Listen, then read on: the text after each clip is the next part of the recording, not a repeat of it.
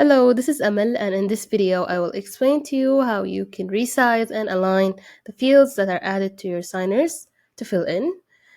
Beginning with adding the signature field, for example here, and adding the name as well as the title field.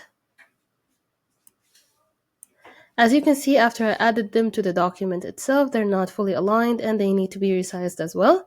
So by simply just clicking on the required field and dragging it to the specified position, and from the bottom right here, we can change the size of the field itself. And by clicking on the other fields as well, we can fully customize them and change their size. So for the alignment, as you can see here, there are some lines that appear to ensure that the fields are fully aligned with each other, and you can simply resize them to make sure that they are fully aligned as well.